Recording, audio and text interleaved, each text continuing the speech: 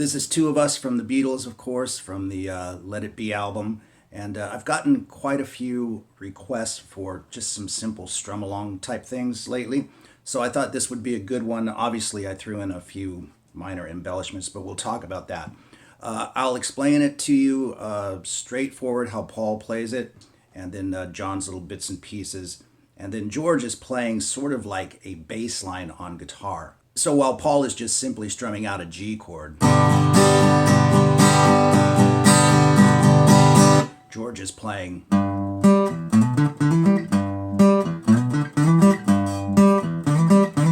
little variations and things like that. The acoustic guitar part does not do that, of course, but you can add those same notes to it by playing it down here, and then add it to the chord if you like.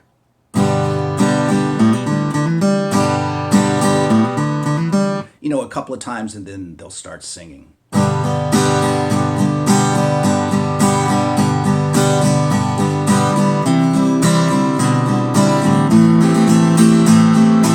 So we'll go over all of that, of course, but first the intro.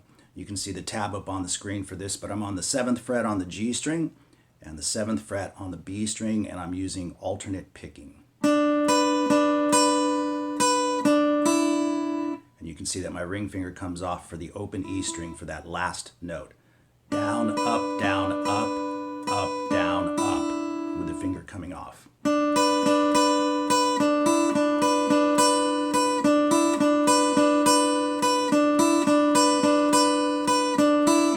And Paul keeps doing that even while John enters with his part as well.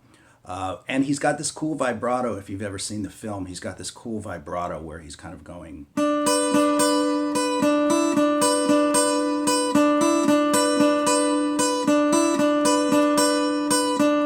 And then he jumps off of it for the verses, okay? But John Lennon enters with his part after 2 of those.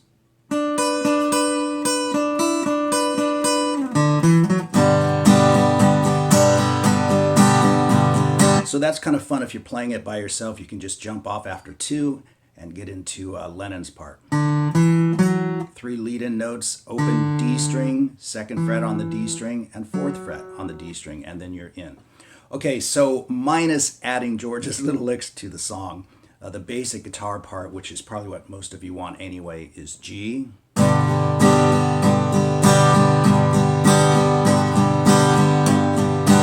With just straight, relaxed alternate strokes. 1 and 2 and 3 and 4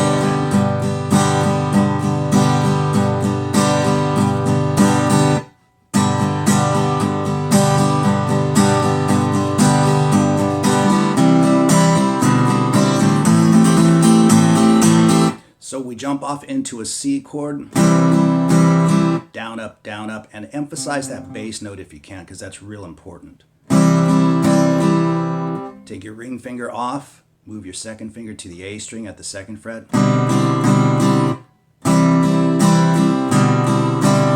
to an A minor 7. So this is an A minor chord with your pinky on the 3rd fret on the E string.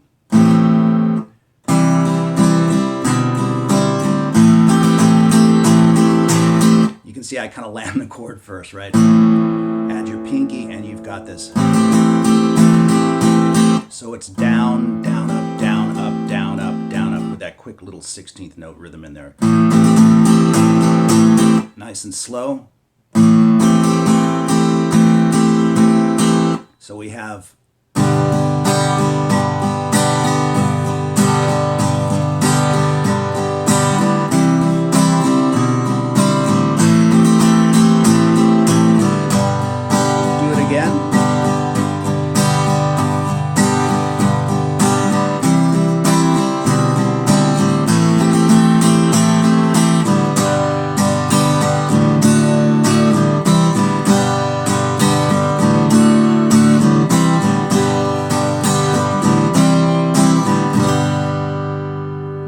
So from there you can see I played a G, D,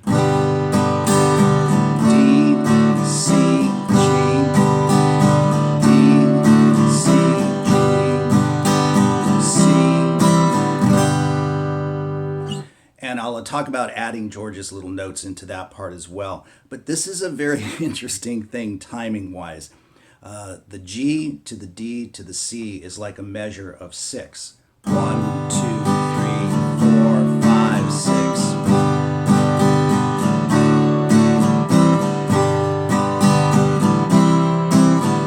With that last one being a measure of 5. 1, 2, 3, 4, 5. Kind of interesting. But the way you can break that down rhythmically in your right hand to make sure you've got that measure of 6 and that measure of 5 is like so.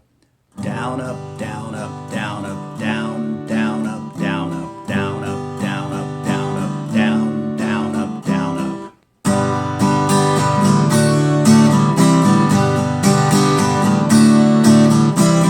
And that will really get you into that measure of 6, okay? And then the last one, as I said, is a measure of 5.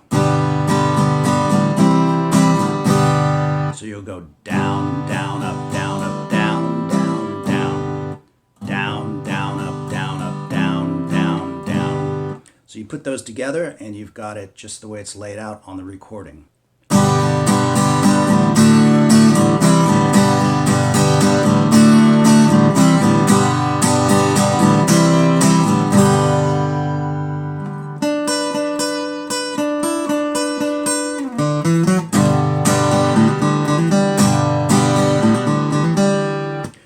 So as I mentioned right out the gate at the front of the video, you can add George's little to that if you want to do that, or you can just keep it simple and strum it out either way. But it's kind of nice to toss that in there right before you start singing the first verse. So how I'm doing that is I'm strumming the G chord. So that's down, down, up, and then we play the lick that you see on the tab. But try to do it while you're sort of holding the chord together.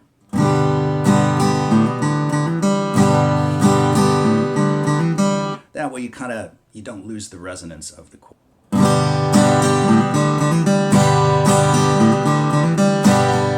Verse.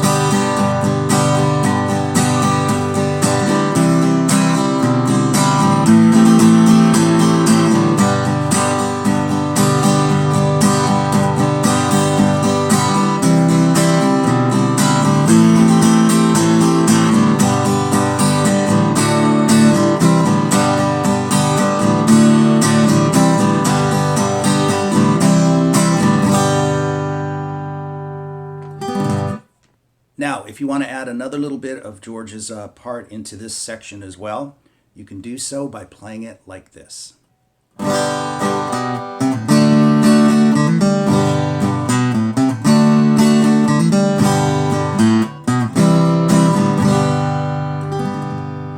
little bit tricky, but kind of nice if you want to add that in, so I'll just play it nice and slow with the tab up on the screen.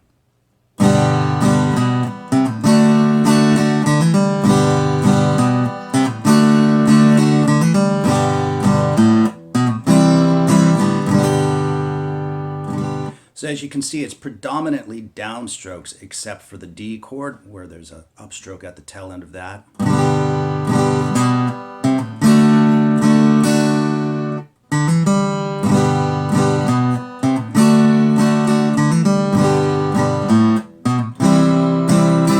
then once again on the C chord before you park it on the G.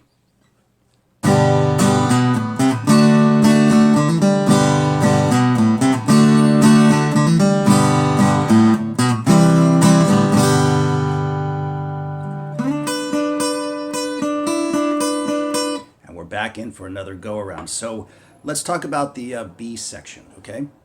So for this part, we definitely bring in some bar chords, okay? And the first one is a B flat major, and then we move to a D minor, and then we move to a G minor, and then we move to an A minor 7th with the pinky coming off, and then to a D7. So it's a collection of bar chords right next to each other.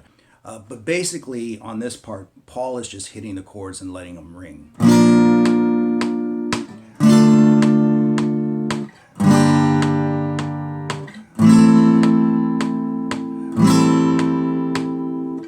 And so on and so forth. But John's playing something different. He's got this little thing that he's doing with Ringo.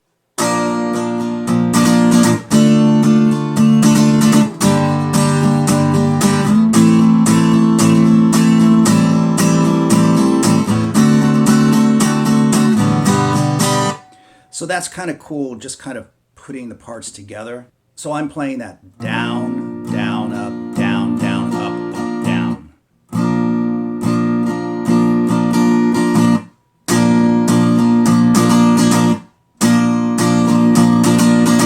Move to the D minor, the exact same thing. And then we head straight to the G minor and we return to the simple alternate strokes. You can kind of spice up the D7 chord at the end if you want. Whatever you do is fine.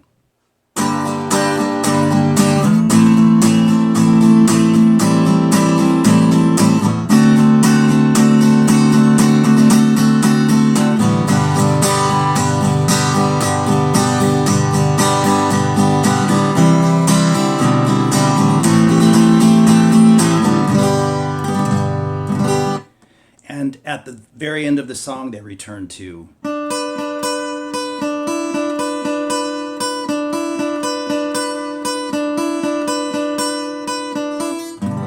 Until they finally end it, okay? So there you go with two of us from the Beatles, a couple of different ways you can approach it. And I hope you enjoyed the lesson, and we'll see you soon.